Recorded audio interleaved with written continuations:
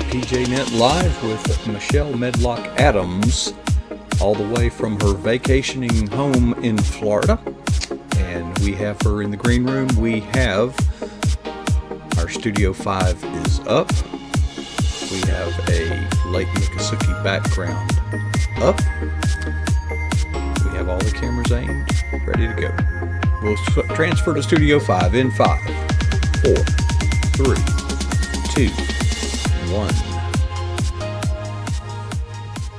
Welcome to PJNet Live, and back there you will see the beautiful Lake Miccosukee not far from the PJNet studio. I wanted to use a picture of a lake because Michelle Medlock Adams is waiting in our green room. She'll be knocking on the door shortly.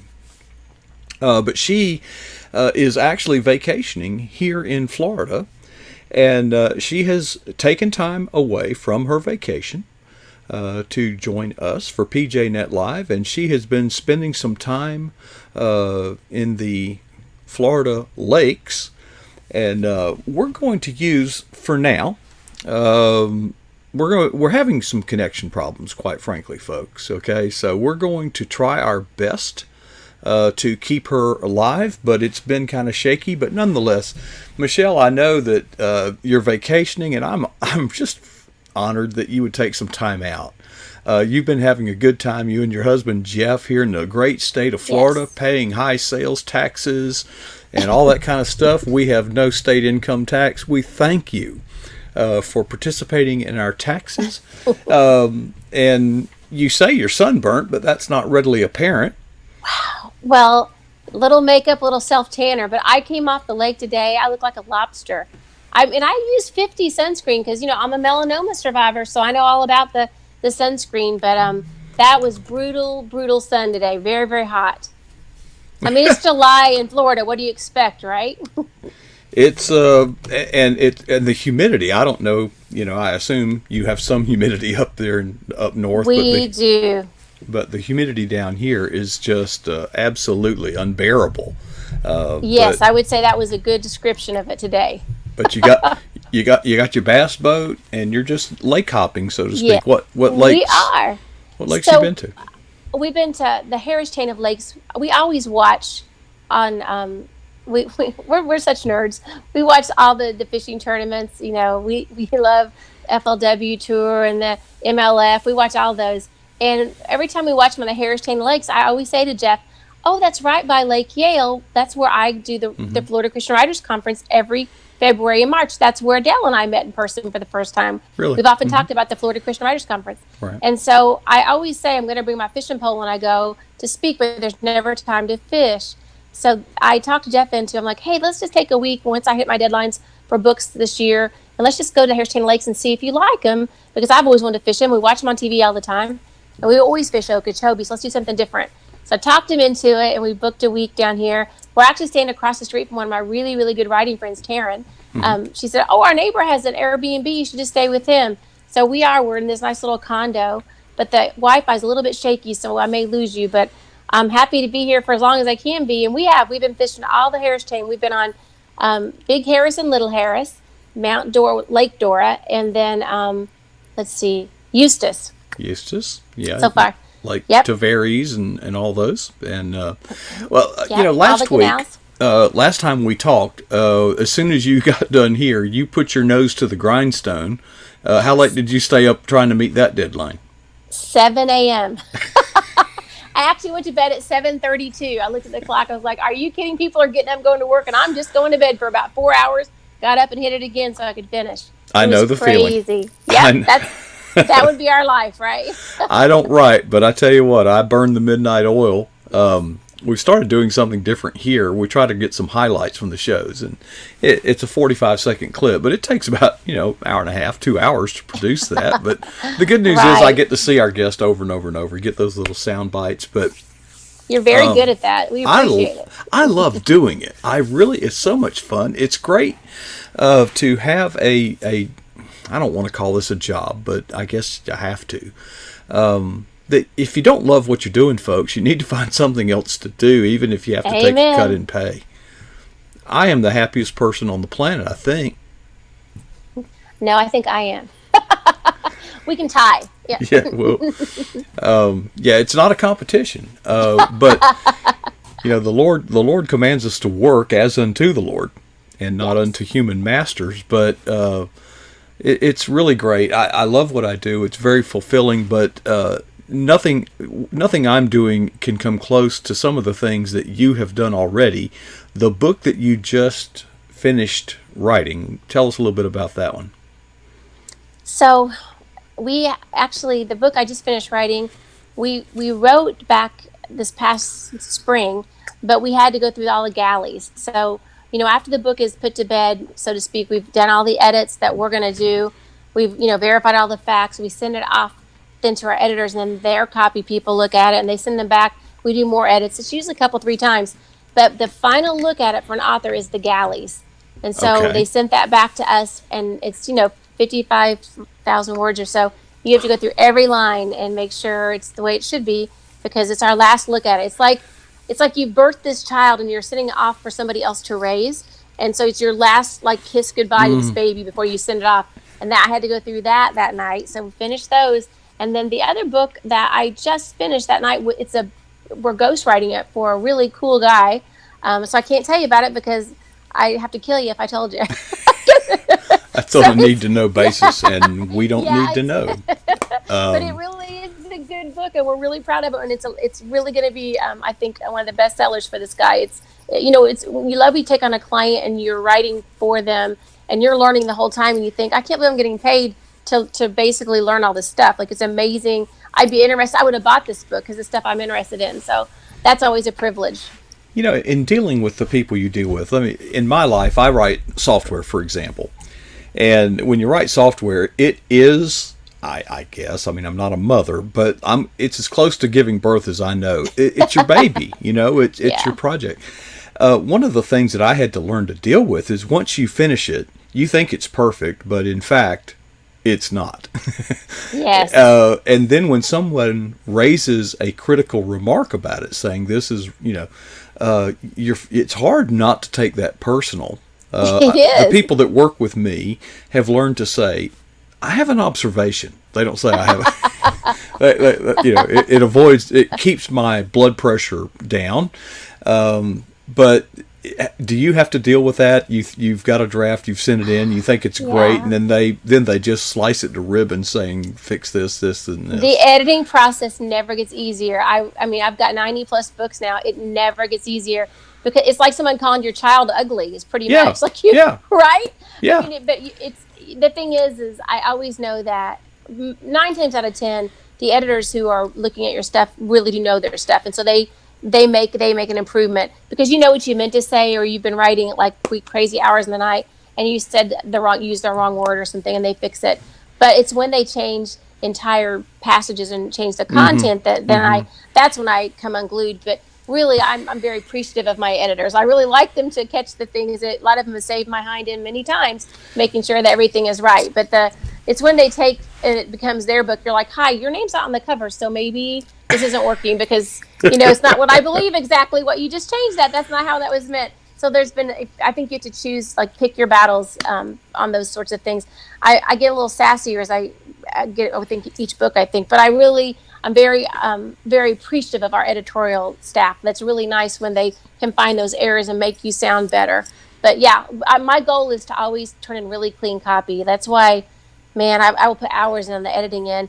Even when we're writing, they're different hats. When you write, it's get that creative. They call it the sloppy copy. Get it on paper, be creative, and then go back and put your editor hat on and go back through and make the corrections. But there's no way you can edit yourself. So you do the best you can, and then you send it to, like, if you have a critique partner or a group that you work with, and then send it to your editors. Because I want to make sure when I send it in that it's not a hot mess. That they're like, man, this is really clean copy. I don't want them to be dreading, oh no, not Michelle's manuscript. I want them to be happy about it. So but you're right. I'm just being honest. There's never a time when I go, oh yay, edits. No one ever says that. No, No. I wonder if I don't go through this, but I know that I've actually participated in focus groups where they kind of have an idea, and they pitch it to get and of course they keep the clients behind doors. Yeah. They can see us, but we can't see them. I don't do that. And from what I gather when I listen to you and to Dell, when you get an inspiration for a book, you feel it from your heart. You don't really feel like checking off with the group and saying, "What do you think?" What is that? How do you feel? Yeah, that is really true. Most of the times when I have an idea for a book, it's a heart thing. It is definitely a heart thing. Right. Sometimes you feel like it's just being downloaded from heaven. Like, oh, Right. that's definitely. I wouldn't have even thought of that. That had to come from God. And other times I'm kind of a quirky person. I'll just think of something. I'll think, I wonder if anybody else ever thought about that. I think I'll write about that. And it turns out to be a really good thing. Like, that's how my whole What Is series happened. The What Is Easter, What Is Christmas, What Is America, the one that we did on the show a couple weeks ago. The very first one in that series is What Is Easter. And I wrote it kind of being snarky, to be honest, just because I was at a particular place where I worked, and it was a ministry, and I was writing for the magazine. It's a great place. But everybody there was a little bit, they didn't really like Easter. They thought that was kind of a worldly thing. And they would say Happy Resurrection Day. Well, that's a lot for a little kid to say. I mean, I had a 3 and a 5-year-old, and Allison couldn't even hardly say her R's when she was 3. Happy Resurrection Day wasn't really going to work for her. So I said, we're not gonna have Resurrection Day hunts. We're gonna have Easter egg hunts at our house, and like both my girls know Jesus, but that's we're gonna talk about what Easter means. But we're also gonna have the Easter bunny and stuff. They didn't like that, and so I wrote What Is Easter to kind of talk about how you can do both. Like, as long as you understand what the real meaning is of Easter, it's okay to have Easter bunnies and chocolate eggs and Easter bunnies that the chocolate that you bite the ear off and dress up in the little shiny shoes and the big Easter hats. That's all okay as long as you know what the holiday's really about. Well, there's a difference between holiday traditions and theology. Amen, right? Okay. That's why I wrote the book. A tradition is something that man made, for lack of a better word, that we do. But theology can't be changed. Now, we can change our traditions, and one can, you can't substitute tradition for theology. We do, but when you're dealing with children, they're 5 years old. Exactly. Easter is something to be excited about, more so than Christmas. I mean, kids love to go out and try to find those Easter eggs and, look for we used to have Easter egg hunt with our family when my girls were little, because they have lots of cousins. And so my mom would have a habit at their house. And my dad, like, every year he'd try to up the game, right? So he would put, like, he started off having, like, pennies and dimes and, like, quarters and nickels and the eggs. By the time the kids were, like, in 5th grade, there was, like, $5 bills. I'm like, can I participate? Can I go look for eggs? I mean, but the kids, they have the best memories of that. And so, it just was a fun thing with the cousins. So I grew up with the kids understanding. We had Easter baskets every year, all that kind of stuff. But they always knew what Easter was about. The same thing with Christmas. That's why I wrote What Is Christmas. So that book, I just started thinking about that one day at work when somebody said Happy Resurrection Day, and I thought, yeah, I like that, but I think it's okay to say Happy Easter. I don't think that means you're a bad person or that you're selling out. And so I wrote that book kind of in response to just, I didn't really like them sort of forcing that on me. And I found out that other people felt the same way. And that sometimes the best ideas for anything in life come from just thinking about things and thinking, I wonder if anybody else has ever thought about that. I mean, have you ever seen something invented or read something and thought, oh my gosh, I thought about that 5 years ago. Why didn't I write that? Or that's right? I think it's just, you have to be, finally, when you get the inspiration, do something with it. Well, and as a software developer, I'm an inventor. As a writer, you invent these books, these stories, Yes. But one of the things that inspires me, what I do is I'm responding to a need. I see a problem and it needs a solution. So the first thing I do is, once I've conceptualized how we can solve that problem, before I start working on it, I Google around and find out, has someone else already tried to solve this problem? Yes. Do you have to do anything like that in writing? Absolutely. Yeah. Really? There's a whole section when you do a book proposal for a particular publisher, well, any publisher really now. And we do, there's a section in your book proposal called comparison titles, or some people call it competitive works. But what that means is you go out and see if there are other books that actually say the same thing. And if they do, then you would need to say in your proposal how yours says it differently or better, or both, and that there's really room on the shelf for your book as well. There has to be a difference. And I learned this in marketing, Chamber of Commerce groups and things like that. You've heard of the elevator pitch. You have to be able to say what business you're in. You have to do it quickly.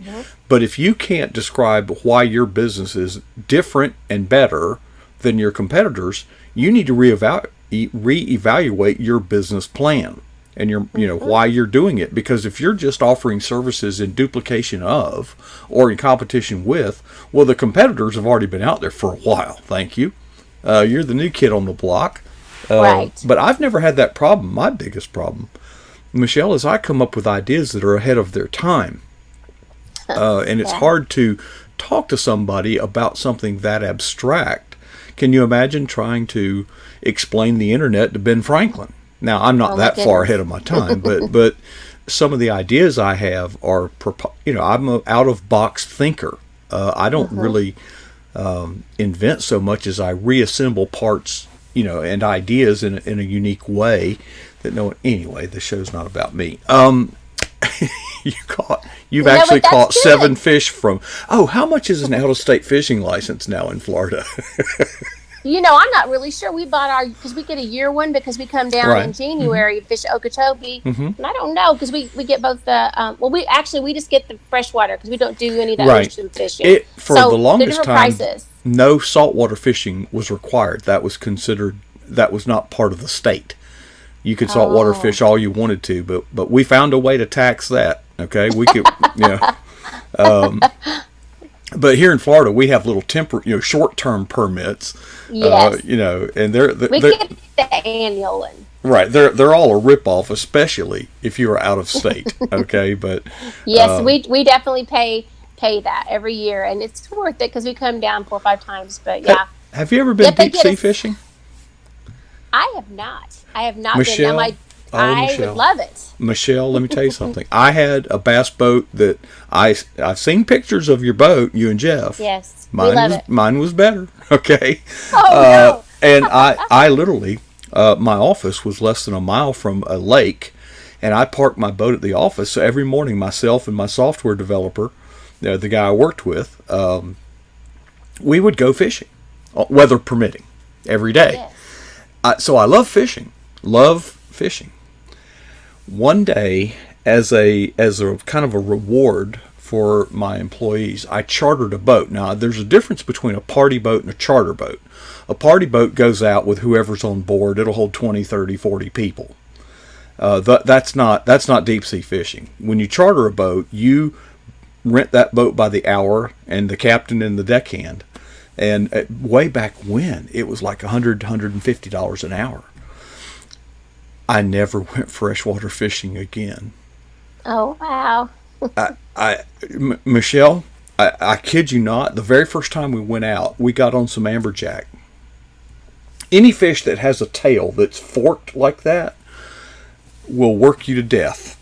And we're big guys, tough, marine type, We told the captain we can't do this anymore. Our arms were trembling and burning. Worn out, yeah. We were worn out. And we caught 400 pounds of If you ever go, it's very expensive now. I mean, this was back when diesel was only $5 a gallon at the dock. Now it's probably 10. But it ruined me from freshwater fishing. We were catching bait fish bigger than we catch freshwater fishing. I mean, right. It is just a blast. And actually, out on the east coast of Florida, out of Canaveral and that area, you can go catch dolphin. Not flipper dolphin. Right. The fish dolphin. Like mahi, Mahi, yeah. They're quite abundant out there. The Gulf Stream flows very close to Florida, and you can literally see the water change color. It's really neat. Wow. You had some beautiful pictures. It's obviously fun and just it's called recreation. Recreate yourself. I saw some pictures that were. Well, it made me proud to be a Floridian, but very enchanting. Right? What does that do for your soul when you're out there on that boat? So peaceful? My goodness! I think I've never been to these particular lakes, so I'm a very everything is it's inspiring. So I love to look around, especially when we're not catching fish. You better make the best of it. So since we weren't catching too many fish, I was just looking at nature, and I had those beautiful that one canal that connects Lake Dora to Eustis, I believe. Like Eustis. That is such a beautiful, beautiful canal. I mean, it was like something out of a fairy tale with all the trees coming over and meeting in the center, and you've got there's otters and there's like little big turtles, and it's just, I mean, I felt like I was in It's a Small World, only for someone who's a fisherman. It was just amazing. Fish are jumping. I mean, only thing we lacked was like cue the music. Like, it was just amazing. And so, I mean, we really enjoyed that. And there was lots of tour boats. I was surprised how many tour boats passed us, people going out looking at all the birds. Mm-hmm. There's lots of different variations of birds there. And so we loved it. But I think, even if, I mean, we have some beautiful lakes in Indiana, nothing like that. That was just crazy, magical, amazing. But we go in the fall a lot. That's one of the best times to fish. And we have beautiful change of colors. That's one thing we have in Indiana that y'all don't have, where the trees, turn orange and red, and really vibrant colors. And then, I mean, it's just the most beautiful time of year. People come from all over to our area, southern Indiana, to see the change of leaves. And you'll be on the lake and you see that. Or just like I was there the last couple of days, it's that beautiful canal. It does. It just, you think, boy, if you didn't believe in God, you'd have to believe in him, just seeing this beautiful creation.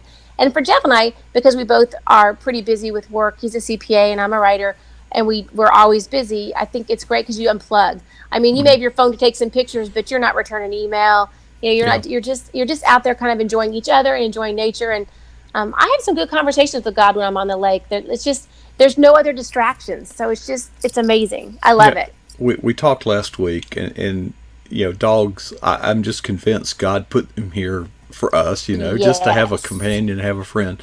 But there's something peculiar about me. You are a pretty high-strung individual, and so am I. Yeah. But yet, anytime, I see geese flying over, or see geese, it just calms my spirit. Mm-hmm. And when it rains, it does the same thing. And I'm convinced that lake, Lake Miccosukee, which I will bring back, is where my father and I would go duck hunting. And Michelle, that lake is beautiful. It's a swampy bayou type lake, and I just have these very fond memories. I mean, I was a teenager, 13 years old, 14 years old. And in the winter when it rains, it's not a thunderstorm. It's just a steady, soft, and you can see the rain coming across the lake. You can literally see it hitting the water and getting closer. And we would sit there in the rain drinking coffee out of those old red thermos. Remember those? Vacuum that always broke, because they were vacuum. And the ducks would fly over. And when I look at ducks, I'm also an avid engineer, and I have studied every military aircraft. I know as much. I can have a conversation with people in the military. They think I have been in the military. Nothing man has made can outfly a duck. Do you know a wood duck? Those are the ones that have the beautiful multicolored, the males do, iridescent look. And they make this sound. It's a whistling sound. You can hear them. Well, they're using sonar, and they call them wood duck because they actually reside in the wooded areas. They're not in the open water much. Those ducks fly at about 45 or 50 miles an hour. So you will be walking, if you're with a boat, wading, whatever, and you'll flush them, and you'll hear them go, flap your wings. And I have watched those ducks. Not a twig is broken. They are flying through the woods at 40 miles an hour, and their wings never touch a tree.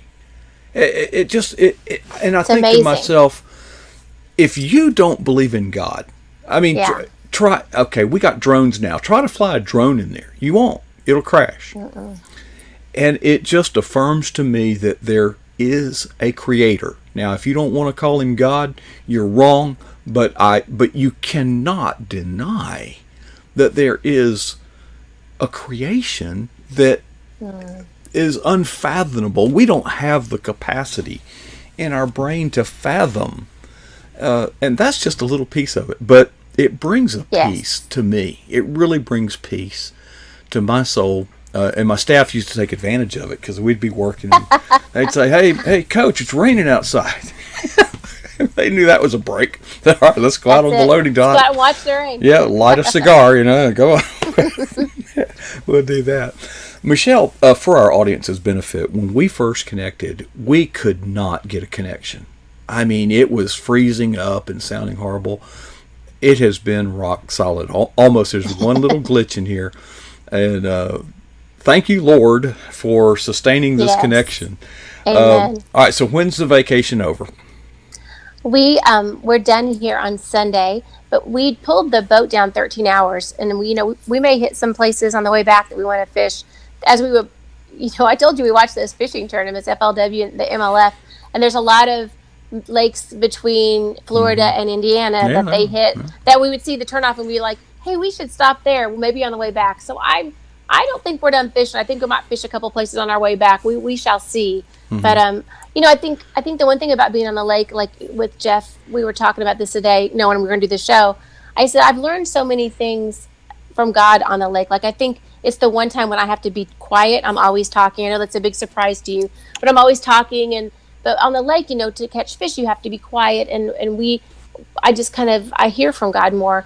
And there's been so many devotions and book ideas and things that have come to me when I'm out fishing, because you're just kind of at one with nature. You're at one with God. We're just grateful to be out there. We always say, even a bad day fishing is better than a day at work, right? Like it's better. And so we really enjoy it. But we had a big storm come through, huge storm come through. That fish that you had a picture of me holding, that fish, that was an Indiana fish, caught that largemouth bass at Dogwood Lake. And right before I caught that fish, we'd had the worst day fishing ever. I mean, we couldn't buy a bass. I mean, there was not one bite. There was no swirls. I'm like, what, did they all move to another lake? We were so over it. We've been fishing like 6 hours, nothing. So we were just ready to call it a day anyway. And a thunderstorm came through. And so we had to get off the lake. And Jeff said, do you want to go back out and just fish a little bit more? The evening bite was coming. I'm like, we just fished 6 hours. We didn't catch one thing. No. He said, I think we got to go back out. I'm like, okay, fine. So we went back out, and right after we got back out, we had been out there 5 minutes. We hit the lily pads, and I caught that. That was the biggest bass I ever caught in Indiana, underneath the lily pad, like just the very first cast.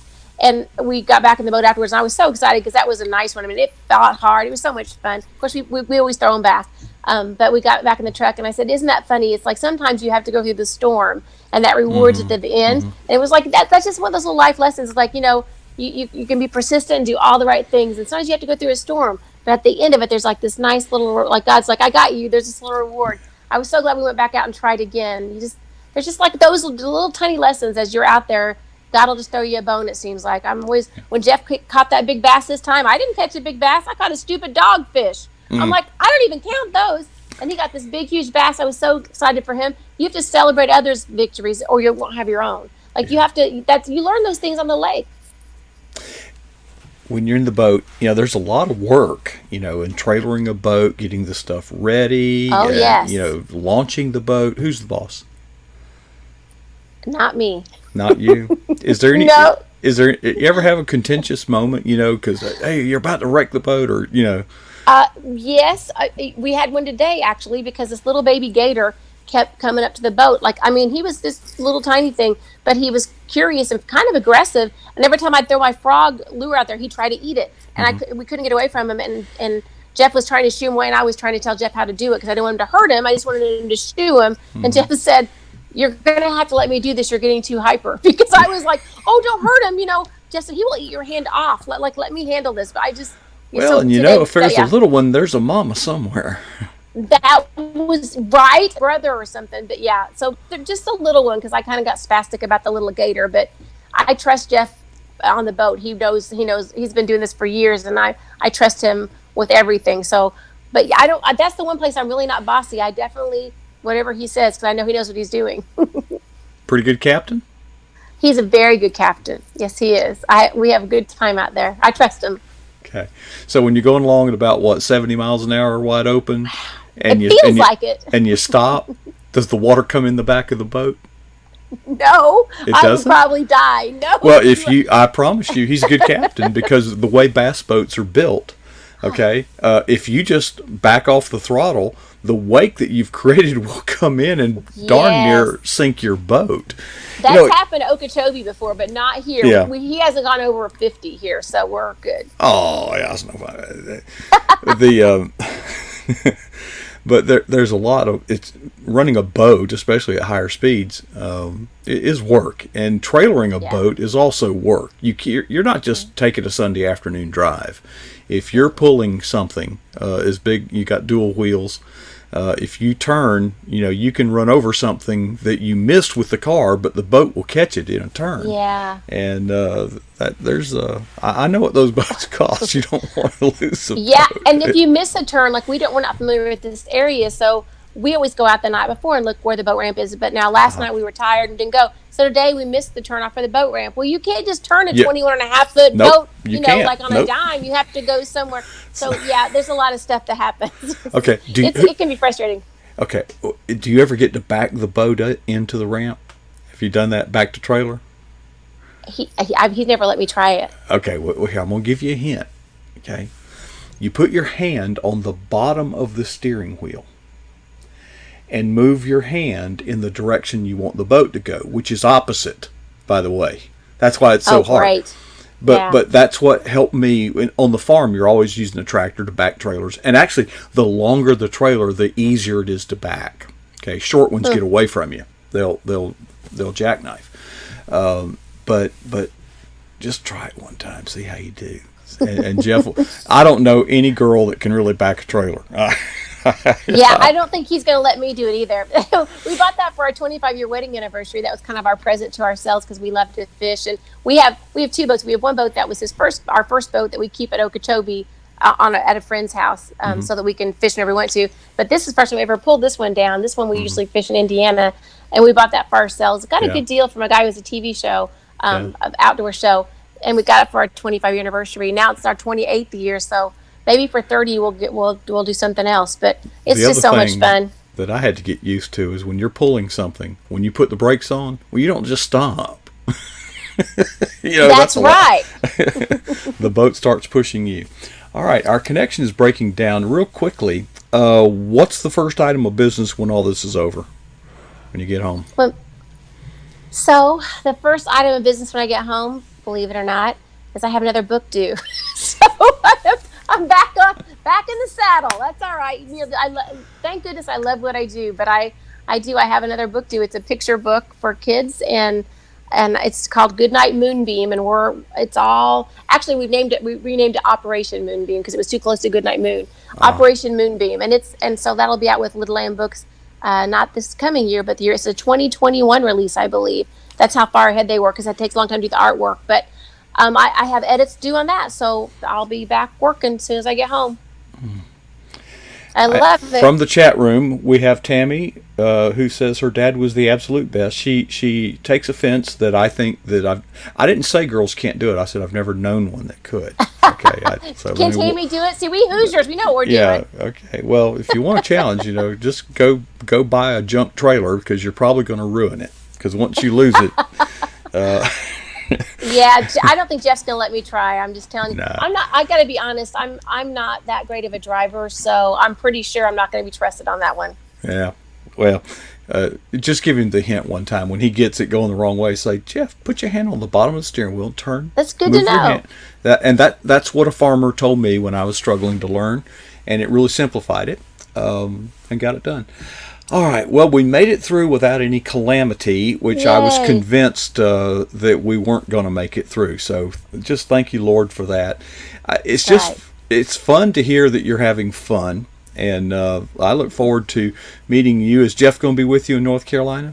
He is. Well, believe it or not, we're going down a few days early to fish. So we're going to be fishing a couple days before the conference starts because, it's summer. We're on vacay. We're going to try to make the most of our trips. But he's going to teach a couple classes on how writers should do their taxes. That's his deal. Yeah. While I'm teaching some of the other stuff. I'm keynoting one, and then I'm teaching writing for children and how to promote your books once they come out. All right. Sounds great.